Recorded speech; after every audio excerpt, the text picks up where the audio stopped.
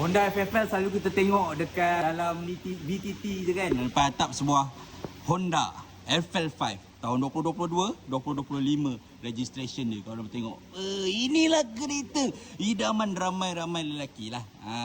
So, kenapa dia jadi satu kereta yang idaman lelaki? Sebab orang rasa mampu milik lagi lah. So, kereta ni apa dia punya ni? Ni of course Type R, FL5, cun-cun dia. Kita tengok belakang. Memang cantik. Alright. So, exhaust, tak tahu ni standard lah kot. 3 batang ni. Tapi gantung satu lah. Alright. So, yang ini, kenapa warna merah? Aku tanya owner dia kenapa warna merah. Sebab ni Honda Access punya. Dia lain sikit. Bahagian dalaman dia, korang boleh tengok. Ini manual lah, bukan auto Dalaman dia macam ni. Okay. Ni soft touch. Boleh lah. Ni tak tahu lah, ni leather ke apa. Right. Semua, ni, Alcantara mat. Disulam pula dengan benang-benang merah. Ada carbon kat sini. Okay, ni original lah. Ush. La ilaha illallah, bahagian ni pun dah letak.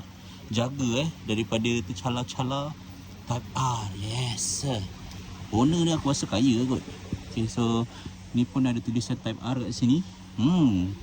Mantap, best. Ni manual. Dia ada 6 gear.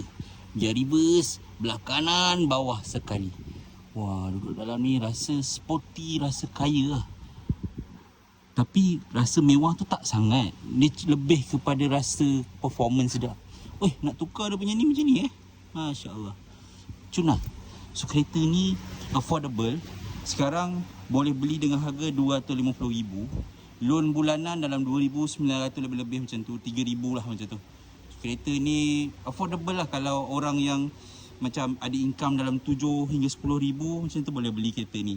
Type R lah. Honda FL5. Kalau ada pernah lalu kat kereta korang, cuba tag owner dia.